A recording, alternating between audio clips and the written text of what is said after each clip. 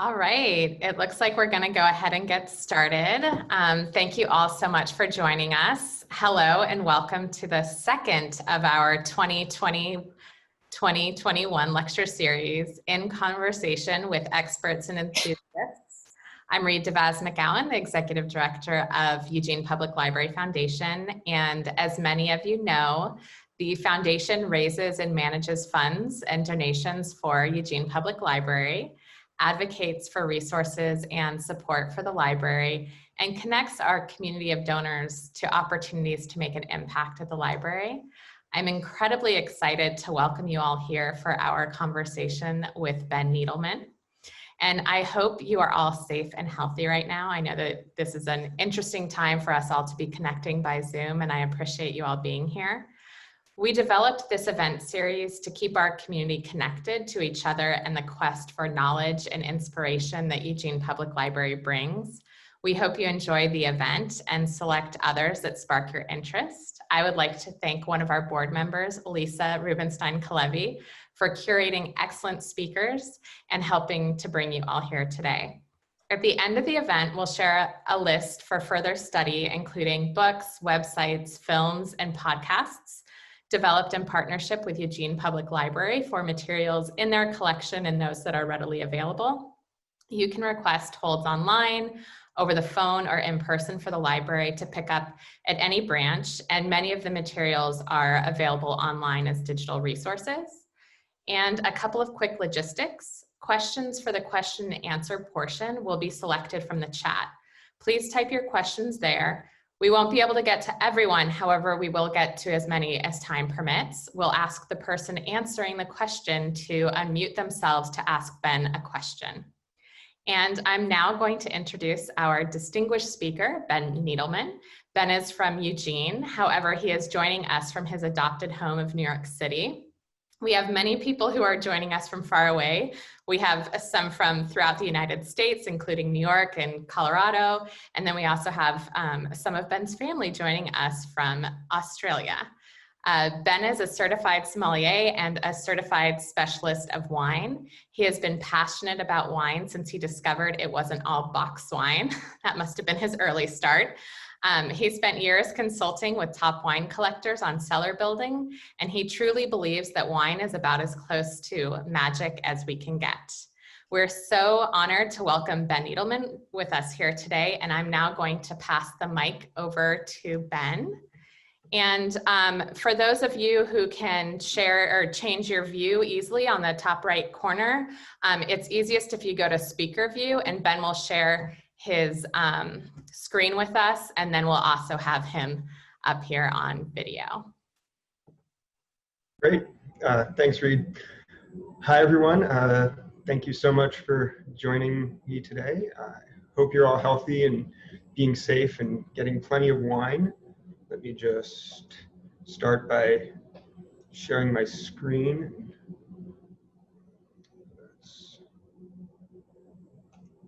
All right, there we go, excellent. So my name is Ben Niedelman. I'm a professional wine geek. I'm also really proud to announce that I've just accepted a position last week with wine.com as their new fine wine specialist. So I'll be helping them build out their fine wine division. I've got two main hobbies, and they're reading and drinking. And over the last 6 months, I've had a lot of time to indulge in both. To me, the magic of a bottle of wine is that it represents a true blending of art and science. In my time as a sommelier, I've had a lot of pairing requests, and some of those were really easy, like which wine pairs with your chicken piccata, and some of them were nearly impossible, like I don't like red, so which red do you recommend for me? To answer these questions, I always fall back on the adage that taste in wine is totally subjective. At the end of the day, the best wine pairing is the one that you like the best. So with that in mind, what I'd like to do for you today is to pair some yummy wine genres with some equally yummy literary genres. We're going to explore a number of different wines and then consider what kind of books they're most suited for. And of course, I will include a few of my favorite examples of each at the end for you to try on your own. I don't know if Reed mentioned, I am planning on having a list of the wines included with that list of books and follow-up material. So it will all be sent to you, I promise. So if you're ready, we'll get started. Our first wine, we're going to start off with Beaujolais. As you can see on this map, Beaujolais is a subcommune of the Burgundy region in France. Although Burgundy is mostly known for their sublime Pinot Noirs, Beaujolais bucks that trend by being made from the only other red grape permitted in the region, which is the Gamay grape. The most popular form of Beaujolais is Beaujolais Nouveau by far.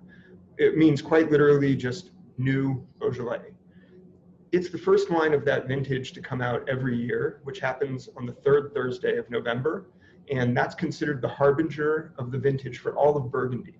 So it's very, very important on that day that everybody go out and drink a lot of Beaujolais, just so they really understand the taste of that vintage.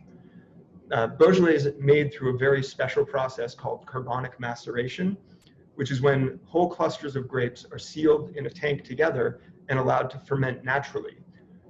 It's not widely used, carbonic maceration is not widely used outside of Beaujolais. Some of the key indicators, for me anyways, are the flavor of kind of a tutti frutti flavor and this very distinct effervescence. It's not really bubbles, but it's just kind of a little fizz on the back of your tongue. So with that, what can we conclude about Beaujolais? Well, it's naturally occurring, but inexplicable. It's very lively, sweet, makes you want to keep drinking more.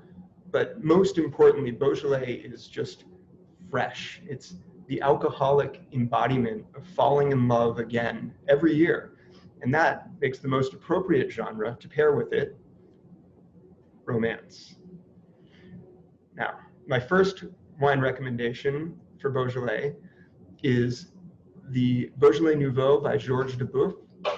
Monsieur Duboeuf sadly passed away this January at the age of 86. He was a French wine merchant who built an empire on Beaujolais, and so much so his nickname was the Pope of Beaujolais. I only got to drink with him once, but he taught me two things. One was that Beaujolais Nouveau can age quite a bit better than I'd ever expected, and that was courtesy of a five-year-old bottle he had brought with him. And that the other one was that you should never put the cork back in the bottle upside down, because the top of it is the side that's been exposed to all the air and dirt and bacteria, etc. His Beaujolais is probably the gold standard for Beaujolais Nouveau around the world because it just hits all the right notes. It's fresh, it's bright, it's full of those tutti frutti flavors, very easy to drink and enjoy. In America, it's considered a classic pairing with Thanksgiving, though I think that's more to do with the timing of the release, that third Thursday in November. So, keep an eye out for it next month. My second Beaujolais, though, is a Wine Snob's Beaujolais. It's basically, there are 9 crus in the Beaujolais region, each with their distinct characteristics. A cru is a specific vineyard known for quality. Louis Jadot's Clos de Rochegray from Chateau de Jacques in the Mouilly-en-Vent cru is, in my opinion, one of the finest examples of Gamay I've ever tasted. It's incredibly rich and complex with very deep black fruit flavors that are rounded out with kind of this creamy texture and a very surprising and unique hint of ginger. You can drink this one immediately, or you can easily age it for a decade. Next up, we're going to move on to Pinot Noir. I'm sure all of you in Oregon are very familiar with Pinot Noir. It's our grape version of an adopted son. What you might not know is just how difficult it is to bring Pinot Noir from the bud to the bottle. In the wine industry, Pinot is commonly known as the heartbreak grape due to how often it ruins winemakers' dreams because of its thin, easily broken skin and susceptibility to disease and mutations. However, when it's done correctly from great terroir and the blessing of a classic vintage, Pinot achieves stratospheric heights. The very best will transport us to other sensory realms while simultaneously inspiring our imaginations. Many of the world's finest Pinots are made in minuscule quantities from vineyards that are the size of a bedroom. And those have cult-like status among collectors who refer to them as unicorn wines. So I think we all see where this is going, right? There's no better genre of book to curl up with a glass of great Pinot than fantasy. The first pairing for that Pinot is the Bergstrom Cumberland Reserve. I am a huge fan of Josh Bergstrom. This is from Oregon, in case you're not familiar with the wine. I'm just a huge fan of Josh Bergstrom and what he's been doing. I have been a fan of his for about 15 years. I personally think he's one of the most brilliant winemakers in Oregon today. His wines drink beautifully, whether they're young or old, and they tend to show a very surprising amount of red and black fruit with lots of dark loam and truffle. The Cumberland Reserve is just his entry-level Pinot blended from all his different vineyards. It's a great way to get a taste of his style. Next, we're going to go to a true rising star of Burgundy, Domaine du Rocher. This wine and winery has seen its popularity skyrocket in the last few years. Pierre du Rocher took over the estate in 2005, and he has just started working absolute magic with these wines. What's really special about du Rocher is that because it hasn't yet achieved the kind of popularity Burgundies of this caliber generally do, the prices are still extremely reasonable. The Enchamp here is an excellent introduction to great Burgundy for around $60. It's easily drinkable with tons of stony complexity and lip-smacking red fruit, but also a strong backbone of acidity and plenty of aging potential. Next, we come to Rosé, by far the category with the widest range of possibilities. Most people probably think of something light, sweet, maybe fizzy when you hear the word rosé, but the truth is a rosé maker is limited only by their imagination. For starters, there are three main methods to make rosé. There's blending, skin contact, and saignée. Blending is the least common. It's where all you need to do is just add some red wine to white wine, and voila. I've accidentally made some really great blended rosés myself. Generally, this is discouraged. The method is not very popular, but it's still classy enough that some rosé champagnes will occasionally be made like this. The skin contact method is when red grapes are crushed and the skins are left in contact with the juice for a short period of time. After a day or less, the skins will be removed and you're left with a lightly stained juice. The longer those skins remain, the darker the rosé will be. And finally, the saignée method, which means bleeding, produces the most powerful rosés by starting with the crushed red, ripe red grapes and removing a portion of that early juice or bleeding it off, and then fermenting the juice. Essentially, this has the same effect as reducing a sauce. So your final product will be bolder and darker. And the second reason the rosé defies conventional boundaries is that there is no certain set of grapes or regions that must be used to make rosé, not like, Burgundy before Beaujolais. Some of the most delicate wines I've ever tried came from Provence and had the lightest blush appearance of a shallot skin. But my wife's favorite wine is an Italian rosé made from Cerasuelo, which is a grape, and it would overpower quite a few reds. Personally, I think rosé has gotten a really bad rap these days from those sweet, fizzy wines that I mentioned earlier. For example, the only wine that I can think of that you could pair an entire 9-course dinner with is rosé champagne, and that includes a steak course. The flexibility and diversity of rosés from all over the world just make them so weird and wonderful and, of course, very colorful. With a wine this imaginative, unfettered, flavorful, and surprising, the only genre I could pair would be sci-fi. Now, the first rosé to talk about is from Cristiana Tiberio, who is a prodigy of Italy, the Montepulciano d'Abruzzo region. Although that area is usually known for their inexpensive reds made in large quantities, she's been redefining what kind of quality can be obtained from their classic grapes. This rosé is as massive as they get. I wouldn't be surprised if you thought it was a chilled red. It's just got these huge fruit bomb flavors, but it's very crisp and dry. And probably a little too easy to drink. The second is from Provence by Chateau Miraval. As a general rule, I would consider Provence to have the best rosés around. They're extremely light and nimble, but their balanced acidity makes them utterly quenching and enticing. Without question, I think these are the most perfect summer wines there are. Miraval is one of the newer properties. It was originally founded by Angelina Jolie and Brad Pitt. And no, I do not know who ended up with that winery, but it's already made quite a splash, winning awards and turning heads. It's very high quality, not very expensive, so I do recommend this one highly. And finally, is a favorite of mine, the Billecart-Semon Rosé Champagne. Billecart-Semon is pretty unique among champagne producers because they are more well known for their rosé than for their blanc. But the reason for this is that their rosé is dollar for dollar one of the very best on the market that you can find.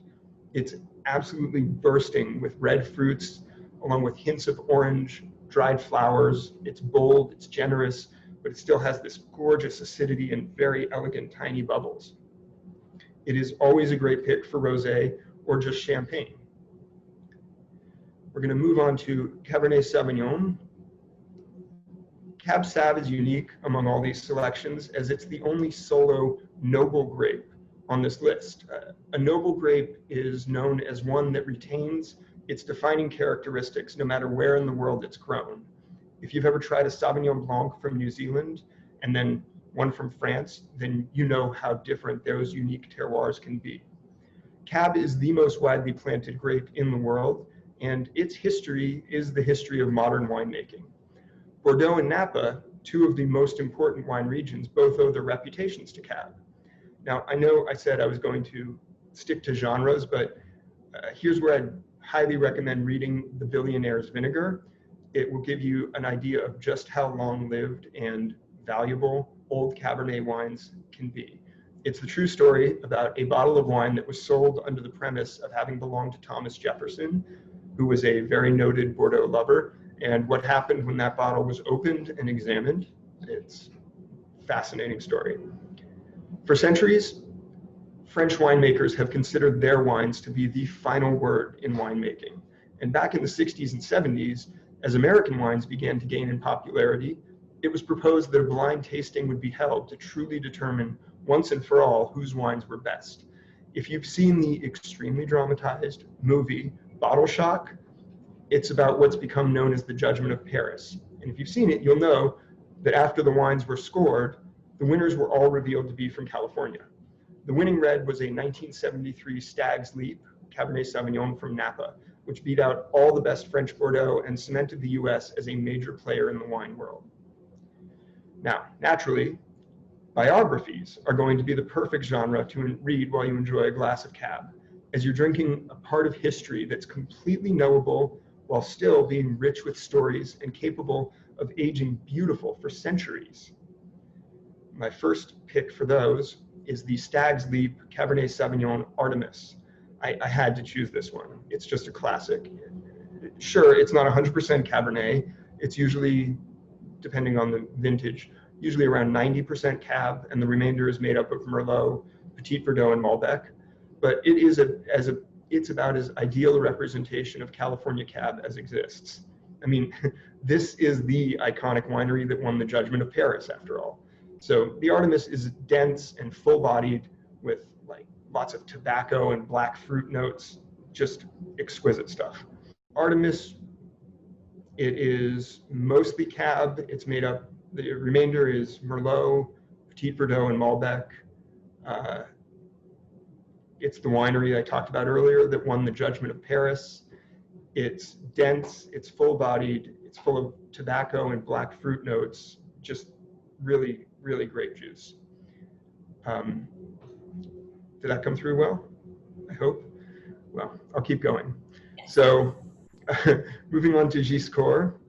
Like I said, I was trying to keep the recommendations that I'm talking about here reasonably priced because I really want you to be able to find and taste these wines if you're so moved.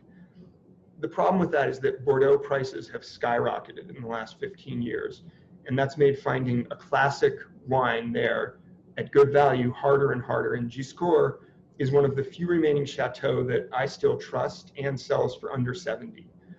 Once they raise their prices, I don't know what I'll be drinking. It can lead to some strange, sorry. Finally, we're gonna move on to the Rhone and Rhone blends specifically. This is one of my favorite regions. The offshoots are responsible for some of my most beloved wines from all over the world. Châteauneuf-du-Pape, which can legally contain up to 13 different grapes, is one of the most famous kinds, even though many of those 13 are never seen anywhere else. And I suppose here I should probably mention just how strict French wine laws are to protect the traditions of their regions. And when I say up to 13 grapes, I mean only those 13 grapes. Any others, and it can't be sold as Châteauneuf-du-Pape, which would be just blasphemy for a French winemaker. But that can lead you to some strange situations also. One of the warmest Rhone regions, Côte-Rôtie, it's known for its massive plush red wines, which have like tons of roasted coffee notes. But there's only two grapes allowed, and one of them is white. The other is Syrah. And outside the Rhone, Syrah, the main grape really of the Rhone entirely, has found homes in vineyards all over the world. Under its other name, Shiraz, it's practically the official grape of Australia, grown in every region on that continent. A matter of fact, you really have to look long and hard to find any continent that doesn't grow some Shiraz or some Syrah or Shiraz. But for me, one of the most obvious indicators of Syrah are the strong notes of black pepper. The styles can range from rustic to elegant, from these huge, jammy blackberry wines to this elegant, finessed dark chocolate mint. But the black pepper is always there and just always a dead giveaway. So for the Rhone wines, which are wines that play fast and loose with the law and have a large cast of suspects, travel the world under an alias, but always leave enough clues to solve, well, that is one delicious mystery.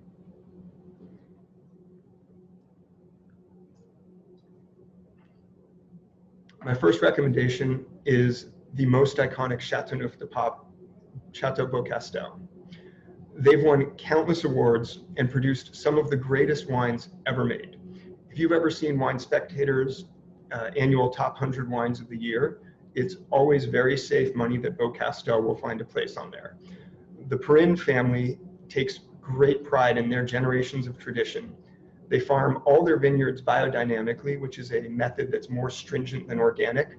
And they even go so far as to include all 13 permitted varietals I mentioned earlier. They include all of them every year. So in its best years, Beaucastel is a sublime experience. It's bursting with juicy fruits and spices, and it's full of very rustic flavors like leather and cured meats, which to me especially is pepperoni, so that's the black pepper. Those wines can age for decades and just only get better. The second wine, on the other end of the spectrum and the other side of the world, is the 2011 Clarendon Hills Hickenbottom Syrah. Clarendon Hills is one of my favorite Australian producers because they are just very underrated and they're easier to find and they don't have a lot of people clamoring after them yet. They aim for an elegance and a finesse that isn't usually found in wines from such warm climates. And perhaps it's this irregularity that keeps them from being considered with many of the bigger Australian names. So I hope you'll forgive me here if I throw in a shameless plug for my new company. This wine normally, when I can find it, is $80, and I saw earlier this week that wine.com has it for $50, which is lower than anyone else in the country. That's also one of the reasons I decided to include it here, because my favorite part of working in the wine industry is sharing new wines with people. So we've got, just to go over again, we paired the Beaujolais with romance, Pinot Noir with fantasy, Rosé with sci-fi, Cabernet Sauvignon with biographies, and Rhone blends with mysteries. I, again, hope everyone's staying safe, and I greatly look forward to the day we can all share a glass of wine again. Are there any questions? I'll stop sharing my screen. Thank you so much, Ben. So oops, there we go. I think let's get you, there we go. Okay. So we are going to have some people have written the questions into the chat. Feel free to continue doing that. And what we're going to do is unmute people so you can ask your question yourself. I'm going to start out with a question as well. Ben, what do you see as the upcoming trends with wine? I know that there's canned wine coming out, canned higher end wine coming out of California. And I'm wondering what else you see. That's a great question. Canned wine is definitely making a big move, but part of that is because people and winemakers especially who are very conscientious of the environment and how things, we need to be taking care of things better. Canned wine is only a part of this movement towards lower carbon footprints and more eco-friendly wines. Basically, there are other people who are doing. There's actually one of the most famous sommeliers in New York is this guy Patrick Cappiello, who's been putting out 40-ounce bottles of wine. They're great wines, but part of it is just that it just reduces the footprint. I mean, you've got in every, when you have a vineyard and you have a winery, they're usually not next to each other, which means you need trucks to load these tons of grapes and drive them to the winery and press them. And then you put them in these heavy bottles and then they get driven somewhere else. And then they, it's got a lot of, it's just a lot of waste and pollution. So there's been a real movement, not just with cans, but of trying to find ways to retain the traditions and the quality of higher end wines, but still kind of not make sure that we can do it for many years to come, I guess.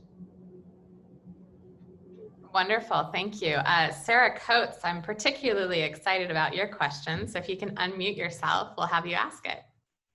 Sure. So I turned 21 about 6 months ago, which means that the only thing I've had the opportunity to pair wine with is sitting on my couch. But my question is, if you have some recommendations for someone who is new to drinking wine and not necessarily used to the taste of some of the heavier flavors. Sure. No, that's a great question. Happy birthday. Sorry, it was what it was. I think that a good place to start, well, I can tell you where I started anyways. I started with New Zealand Sauvignon Blanc. It is really high quality wine, but at the risk of getting my wine credentials pulled, they all taste like ruby red grapefruit juice. They're delicious. If you're not a big wine drinker and you don't know what you like yet, give that a shot because they're very good. And from there, you just kind of move on. I mean, you might not like the heavier flavors yet, but some of it is just kind of getting experience. And you might actually really like the heavier flavors and just not know it because you haven't tried them. So I don't know, just try a lot of different stuff. Keep notes. That's a really, really good tool. I mean, you could go for one of those like big jammy Australian Shiraz I mentioned. Those are fantastic and kind of lower acidity. Yeah, I would, there's some great French wine. A lot of French wine is very terroir driven, which is kind of the flavors of the climate and the soil it was grown in. So you might want to move into that and not start there, I guess, if that's helpful. Great. I'm going to have Monica share her question. Monica, this is Dostal. I know we have a few Monicas joining us. Well, I'm wondering about a pairing with Regency Romance in particular. I know you said Beaujolais for romance, and Regency romance is from the Jane Austen period of time, and depends a lot. The plots and the characters depend a lot on the manners of the time in Great Britain. So, any ideas? I mean, honestly, I think that's a great question. I would probably still go with my second choice, the Wine Snobs Beaujolais that I picked out. It's Chateau de Jacques. They make it's a cru Beaujolais, so it's this, it's already higher quality and snobby and more refined and about the manners. But it's very complex and yet extremely elegant. I love that wine. That's a Thank good you. try. Yeah, absolutely. Thank you. Thank you. Marty, I'm going to see, oh, there you are. I'm going to unmute you.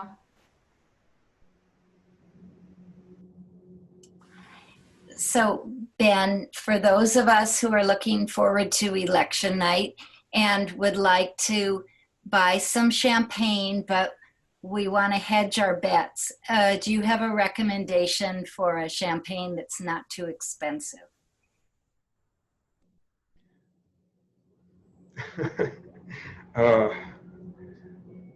My last election night, I started with champagne, and by the end, I was on whiskey. We'll hope there's no repeat. Right.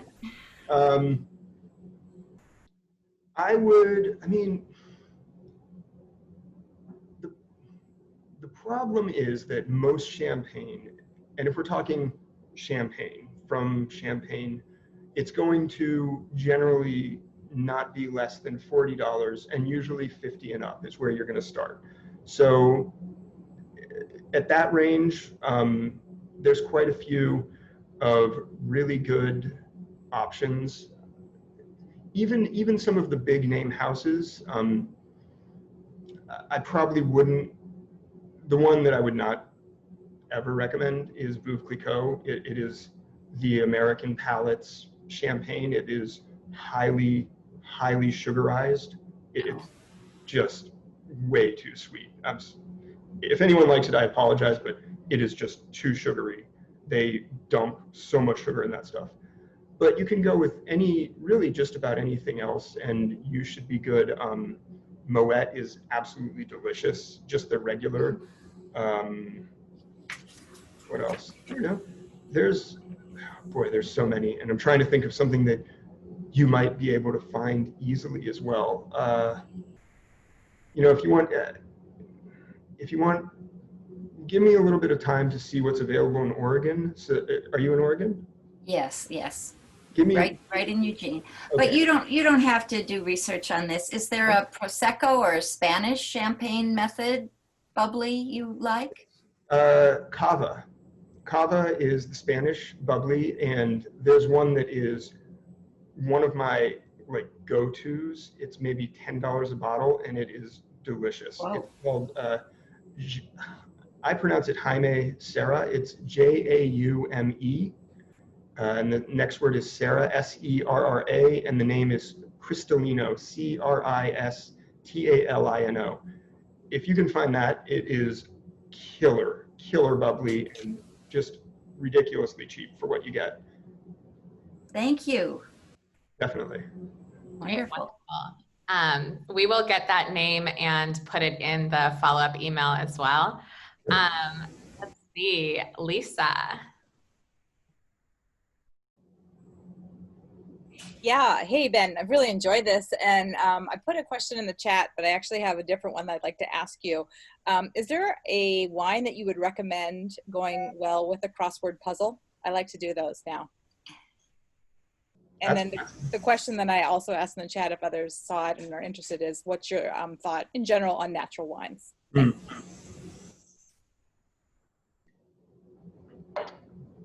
Natural wines, I think the concept behind them is very good.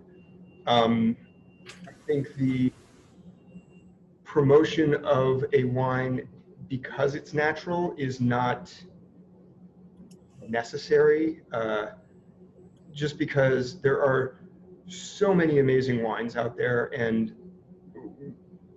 natural wines take the philosophy a little farther than absolutely has to go. I don't mind personally if a winemaker feels the need because they have an infestation of bugs to spray, but if it's natural wine, they can't do that. But so many of the very best wines in the world do that. I don't feel it's fair to say natural wines are better or worse. It's just a different philosophy of winemaking behind it. So, to me, I'd rather just judge the wine on what is in the glass. At the end of the day, is the kind of really what matters about the wine. And then for a crossword puzzle, huh? Well, it's something you got to do a lot of pondering and thinking.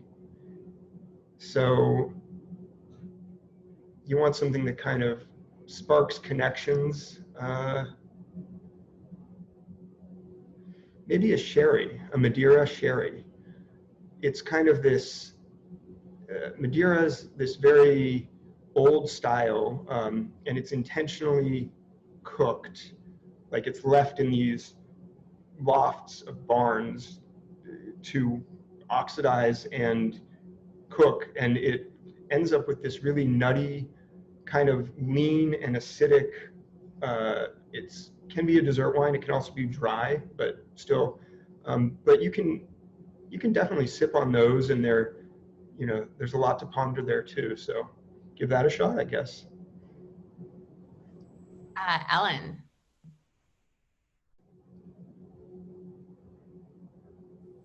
Hi. Yeah, I was wondering what you thought about Oregon Chardonnay. It's gotten a lot of high ratings, and is there something about the Chardonnay grape that's akin to the Pinot Noir grape? I mean, why are both of those doing so well in Oregon? Yeah, that's a great question. And very simply, yes, Chardonnay and Pinot are they're the main red and white grape of Burgundy. They are already known to really flourish in the same kinds of cool climates. Chardonnay is a little hardier though, so it tends to be grown in a lot of warmer regions, but white Burgundy and the Oregon Chardonnays you talked about are definitely both some of the finer examples, without dismissing others, but it's just, they just do so well with the cool climate. They come across with this high acidity. Chardonnay itself is kind of a chameleon of a grape. It doesn't really have a ton of its own characteristics, so it takes on whatever it's given. But I do prefer the cooler climate Chardonnays. So yeah, good question. Thanks, Mom. Ferris.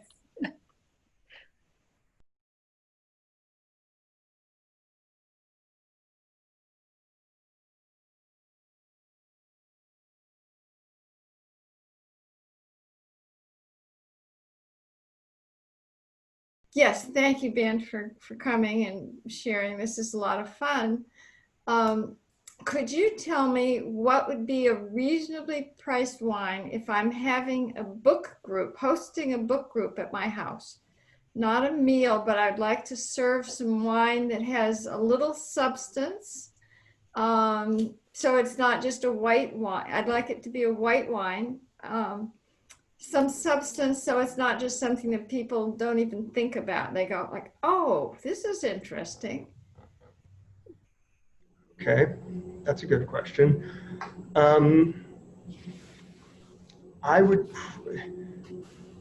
You're never going to please everybody with a wine.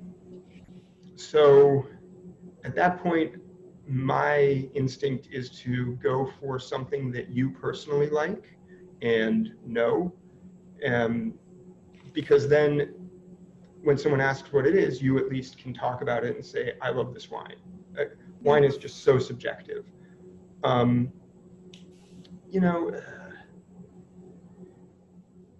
I would probably say, I think a Chardonnay would work if it's chosen well, but I don't know what you personally really like. Also, Vouvray. I love Vouvrays from France, from the Loire. They're made with Chenin Blanc, which is very similar to Chardonnay as a grape, but they are a little grassier. They've got a little more kind of racy lime acidity. Yeah, Vouvray.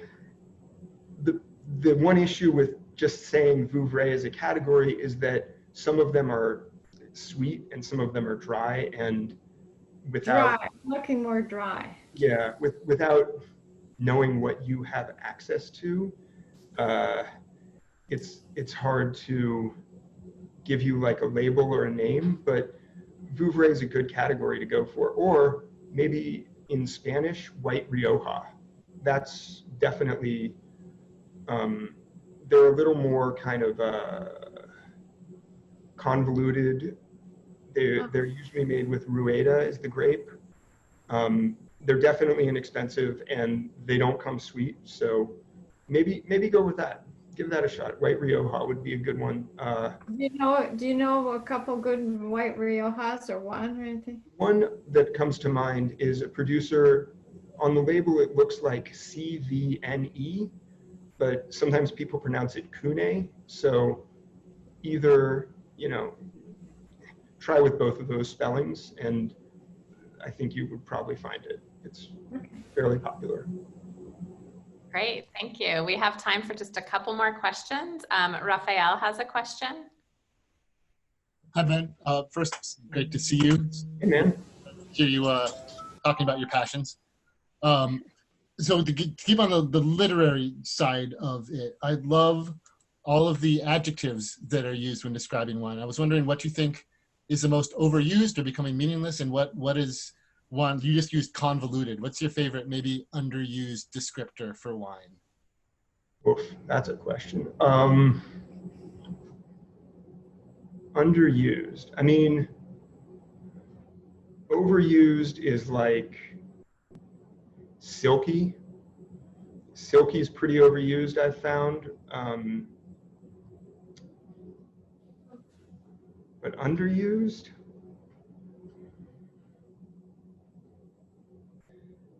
Or your favorite? I mean,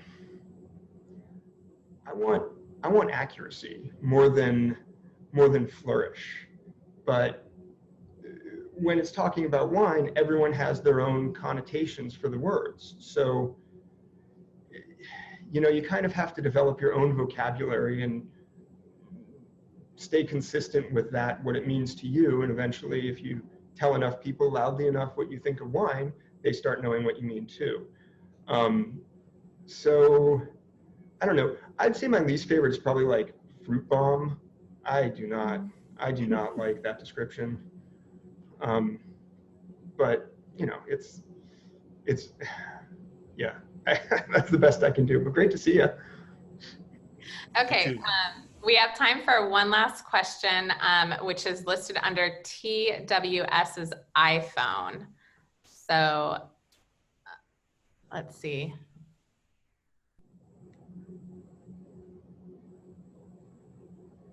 There we go. Hi, Ben. This is Sharon. My question, I'm just wondering about how sommeliers, do they agree on which are the best wines, or does your individual taste vary as to determine which is the best wine? That is a really, really awesome question. There is definitely some agreement. When you get into like the kind of, you know, professional sommeliers, a lot of the goal is to find the new hot winery that no one else has heard of and be the one to introduce it.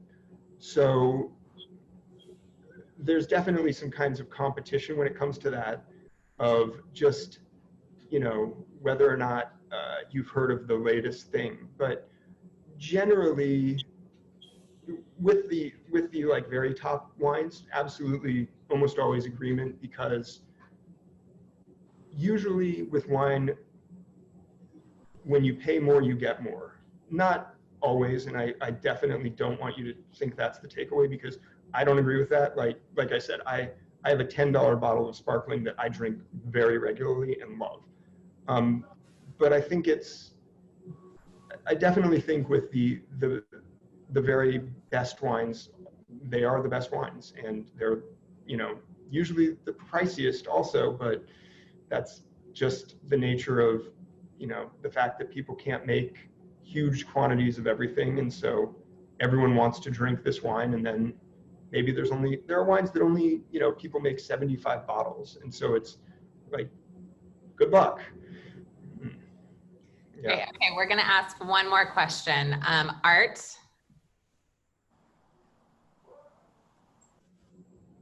Yes, hi Ben, and nice to have a family reunion. My wife and I have a mixed marriage. She likes semi-sweet white wines, and I like full-bodied red wines. And every once in a while, if I go to if we go to a winery that has red wines, and I'm looking for Cabernet Sauvignon, which is really my favorite red wine, I get shown a Cabernet Franc. And it seems similar to Cabernet Sauvignon, but I wonder if you could technically delineate between the two. Yes. And I'm really glad that your question was not what is the compromise wine, because I definitely do not have a wine that will please a light white wine drinker and a Cabernet drinker. That just doesn't exist. Even if we mix them together, that's not going to work? Yeah, if you like that, that's perfect. But Cabernet Sauvignon is actually it was an accidental crossbreeding of Cabernet Franc and Sauvignon Blanc originally. So Cabernet Franc is one of the progenitors of Cab Sav.